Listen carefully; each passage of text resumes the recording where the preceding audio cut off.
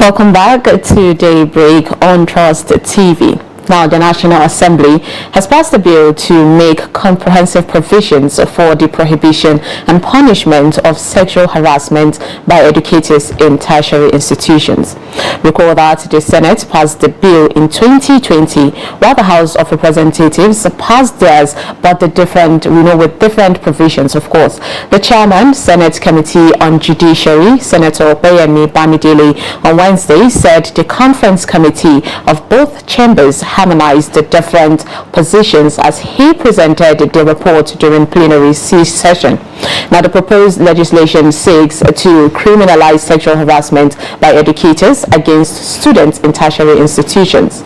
The National Assembly has also passed a legislation to make compulsory the inclusion of preventive measures against sexual and gender-based violence in the curriculum of all levels of secondary educations in Nigeria.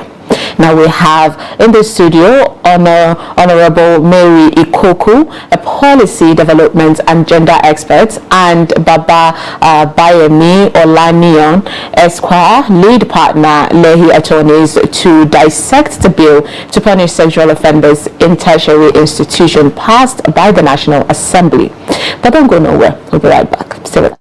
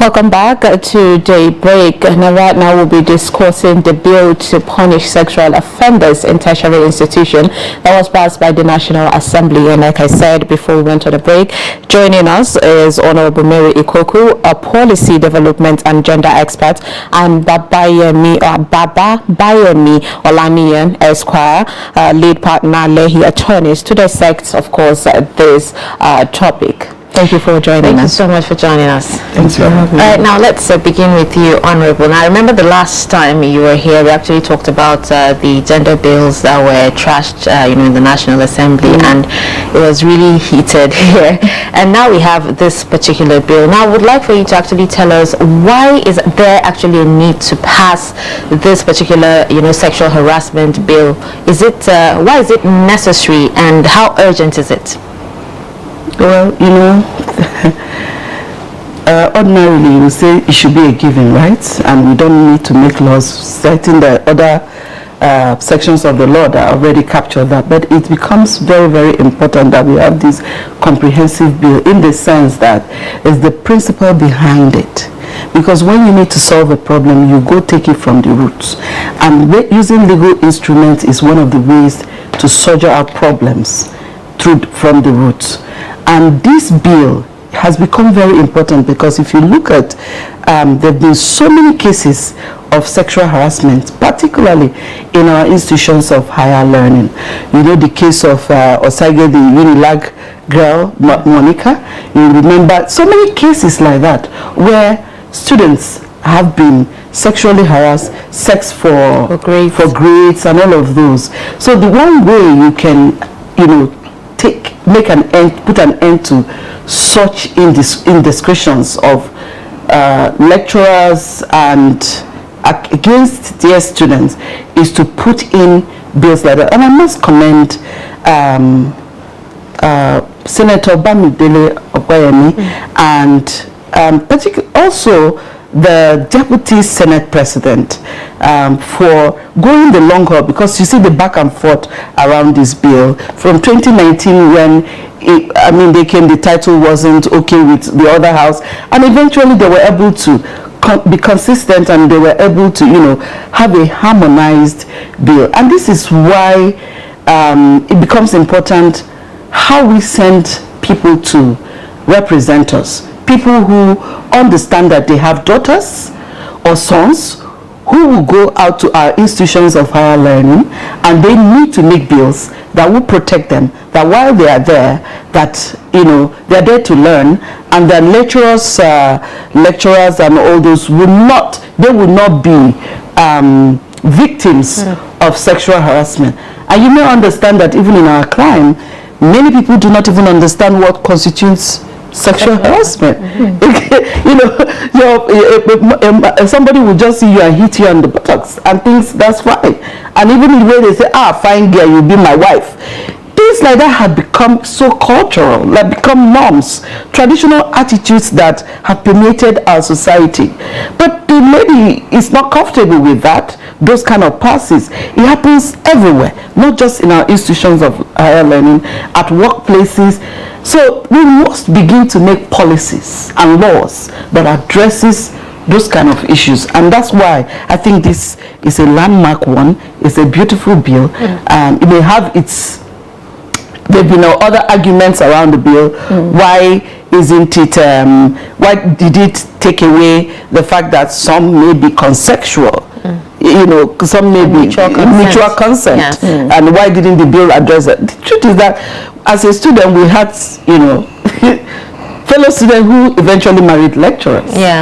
So if it's consensual, if it's mutual thing, there won't be case of sexual harassment. Nobody will report sexual harassment. Nobody will report he's disturbing me, sex for grades. I think the bill is a welcome development, and next step is what we should be talking about. I think I have more question on that one, but let me we'll get back on that. Let me ask Baba Obayemi.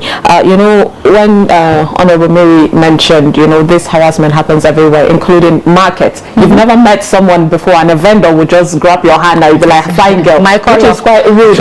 Oh my God! Exactly. And then when the girl shows anger or anything, they go like, "I beg, are you better than my wife or somebody?" There is that disrespect for women, and people are saying it's because the nation doesn't have this much of bills or clause to help or to save or to protect the women from these vices. So, what's your take in this bill being approved? And it's not about approving it. I mean, we've seen the situation of 2020, and it's been dragged longer to this year 2023. So what's your take on all this situation? Okay, first of all, thank you for having me here. It's nice to be here, and nice with Madam. My view is that as a country we have so many laws, right? And we keep most times duplicating these laws. Most times we're saying the same thing over and over, using different phrases and different words to pass out the consent. But now this is a specific law, and it addresses tertiary institutions. Now, so the Act goes further to state what a tertiary institution is, or a post-secondary school institution is, and states what it covers, right? And now it specifically punishes educators, right? So it's not a general law.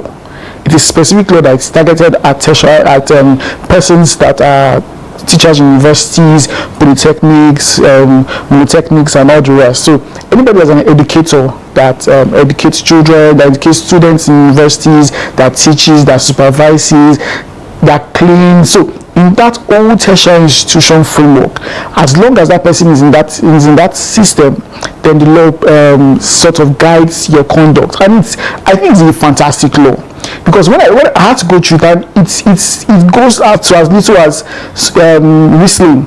So if a lecturer sees a lady whistling, I say, the law goes as far as detailed as that to punish such offenses.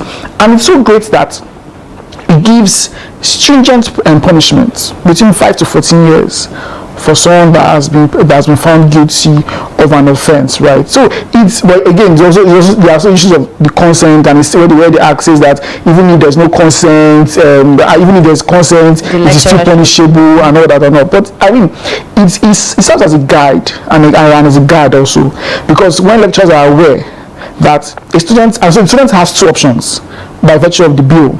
Number one is to report to the security agencies, that's the police or the attorney general. Number two is schools are meant to institute a committee that will be specifically built for hearing of such complaints. I think schools have that with the Senate, they call them in every. So now there's going to be a specific committee for that, an administrative committee that will have an administrative head. It will have I think it's 5 to 7 member committee that would listen to complaints by students on issues as regards sexual harassment in the school. So it's a good bill if it will be followed up with action. The action. I just, can I go back to Honorable Mary on what you mentioned, about the bill, the women, or should I say the consent thing. You see, when you look at the Western world, there is no such thing as consent between somebody that holds power and somebody that does not have that power. So perhaps that's what the National Assembly were holding on to, because at the end of the day, if you're the student, your key, your education, it's all on that person. The lecturer gets to decide it. So even if there should be a consent, there's a bit of doubt in if it's truly based on you really want this person, or you're just doing it just to please that person. So you talking about the student having consent to date the lecturer, don't you feel it doesn't prove that it's not a justice, a balanced situation, because at the end of the day the lecturers always have the power? Of course, it's a class differences, and in the issue of when you're talking about power differences, it's very clear, and that's what the law has done by just trying to protect the not so strong person, because the power tips over. And I just said that there've been arguments along that line, and those arguments, because when a bill is passed, people it will come up with reviews, there will be conversations around that bill, and that have been one argument around this bill. And I'm saying that the bill is comprehensive in itself. The bill is a fantastic bill. I'm just happy with the bill. However, the issues people have raised, when you look at it, I say it's a non-issue for me, in the sense that if there is consent, there are natural laws that would take care of those. There will not be an issue. Nobody will be facing a panel. What will happen is that people will be attending a wedding. That's why, and so the bill has addressed what it needs to address, and why it took that plunge is because of the power differences. And here is a lecturer-student relationship, and that's what it should be. Don't ask for anything beyond, have you studied? This is your handout, this is your textbook, this is your assignment. That should be what should bring you people together, and nothing else. And that's what's beautiful about the bill. The bill has been able to make sure that they didn't leave loopholes, you see, so it's tightened. And there's really no perfect system, there's no perfect bill. It's something you will keep working, because tomorrow, lawyers, there will be a time that they will always find a loophole. However, just saying that the power differences is the reason the bill is the reason, and I'm comfortable with it. But we must not ignore arguments that come up when bills are passed. Then going beyond that is to say next steps. We've had, like my colleague said, we've had bills, laws. Nigeria is not running short of laws and constitutions or bills. But it is about implementation. It's about the next action. This must not be one of those bills you put on the shelf. This bill they must take that next step. About one is the executive assent to the bill. And the other one is making sure that this bill is also domesticated in relevant places, so that it becomes an effective law, an instrument that those who are going through any form of social harassment in our institutions of higher learning and other related matters will be able to uptake the law and access the law for that. So it is important that this bill does not just remain in the shelf. We clap, they have passed the bill, we dance, they have passed the bill, and then holla, nothing else. So let's take it to that next level. This bill must not remain on the shelf, because there's so many bills that have been passed that have been on the shelf. So that would be my add-on to that. All right, let me come back to you. You actually talked about, the Senate of Schools constituting committees and everything, but even the Academic Staff Union of Universities, that's ASU, they actually opposed the passage of the bill, saying that it violates all global norms and legal principles, talking about how it's discriminatory, selective, spiteful, impulsive, and also lacks logic, and in the sense that universities are autonomous, bodies, and they can regulate their own affairs. So I want to ask, how can this bill, address sexual crimes without infringing on, the rights of, either the lecturers or even the students? Okay, so Nigeria is a country, right? And the country is divided into different sections, subsections, different constituencies and all that. The question we should ask ASU is, why are you fighting the bill? Right. I mean, if a bill or an act is meant to further safeguard your students, shouldn't you want to support it? Right, because I've looked at the bill. In fact, so going back to you, right, what you said, Ma, one of the things that should be done is that this bill should be taught. I think we usually have something called in universities called GST, General Studies, something. I think it's where you come into the school. It should be taught at that level. That there's this, maybe when it's now assented to anyways, that there's this act that states that if a lecturer misbehaves with you, if a lecturer makes passes at you, if a lecturer touches you inappropriately, you have so and so options, right? Now for ASU, you can say that the university is autonomous, but it doesn't seem you're not infringing the right of a person. The Constitution gives everybody a right? And so the fact that you are now a body within a country means that you are meant to abide by whatever the laws say. If you look at section 17 of the Constitution, under the fundamental objectives and directives of state principles, it talks about human dignity, right, and how the government is meant to protect human dignity of all persons, right. So I believe that ASU should find a way to marry and find a way to create a system that makes the bill work. So, and it is simple, right? If there were no issues of sexual harassment, if there were no issues that relate to infringing the rights of these young ones, there won't be need for this bill. Because Nigeria is a reactive society. So any law that we have is in reaction to something that has happened. So, and it means that this thing has happened over and over and again, and there's been no systemic check to it. Hence this bill. So I think it's a welcome bill that ASU should find a way to ensure that its operations are married with their own internal operations, because those internal operations are not working, or might not be seen to be working. That is why the National Assembly has gone ahead to say, okay, let us now even have a law that will further protect our children in our tertiary institutions.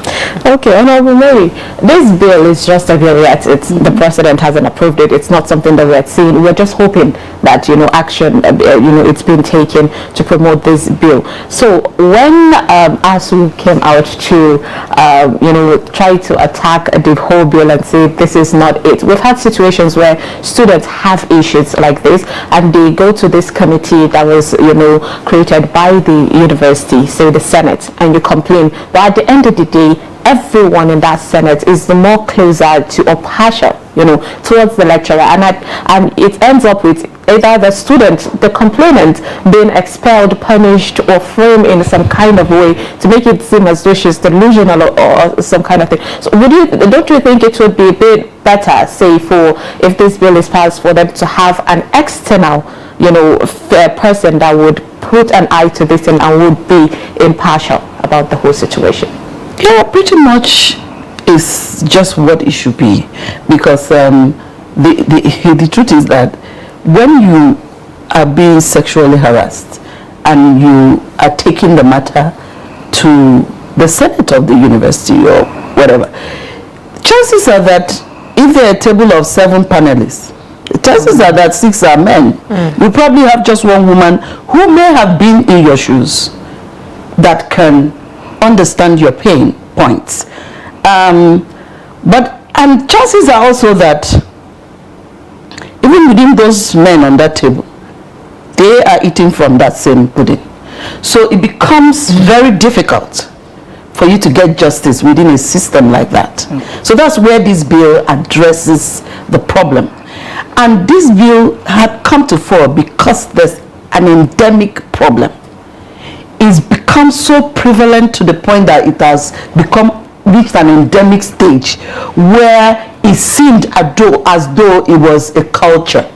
It's become a tradition that when you are even a student and you're complaining, your mates will be like, are you the first? Yeah. So when it's gotten to that point, that's when, like he said, Nigeria is a reactionary society. That's why this bill has become so very important. You remember the BBC Eagle Eye investigation on our campuses? It was quite telling, and to understand why this bill has come to stay. And then when you talk about the people on that panel, I think that beyond even this, and he mentioned them teaching it as GS level, I think even that schools must have policy documents that even as a jambito, as a jambite, as you are getting into the university, they have to be, people should sign. This is like they give you handbook, students handbook. That handbook must be very clear on sexual harassment. What constitutes it, how the university abhors it, does not tolerate it, and sign it off. So we must take steps to ensure that boys and girls, because I believe that even boys on campuses may be sexually harassed. So we must not be looking at it from one of the gender, because it may be affecting everyone. So let's make sure that, society, our institutions of health, I don't even know. Okay, just before, because time is actually not on our side. Now, this particular bill is not peculiar to tertiary institutions alone. A lot of people are saying the reason why it actually dragged for too long, and some stakeholders are actually faulting it because, it sips down to corporate organizations and, including the chief executive officers, supervisors, the GMs and all that. Now, that's the reason why a lot of people are actually against it, because whether you like it or not, a lot is actually happening even within organizations and not just in secondary school. But how do you think this bill can actually manage to tackle that of these organizations and companies? For the other organizations, I think that we have laws. Like I said earlier, Nigeria is not lacking in the right laws. We have them. Even under the criminal law, sexual harassment, sexual abuse have been taken care of. The VAP law has also addressed a lot of these sexual harassment and sexual violence, you know. So you can use those for corporate. You can use those even in your industry. A lot of things are going on. So we cannot all shy away from the truth. However, we have laws, but people must also be willing to access the law. There are, in states, you have the office of the defender, that you have the legal aid system. But how much of information do people have? And I think this is where the media and the National Orientation Agency have a role to play in educating people that these laws do exist to protect them, and that they can access these laws even when you don't have the finance to pay a lawyer. That there are legal aids. There's the office of the defender who defends the common citizens in the states.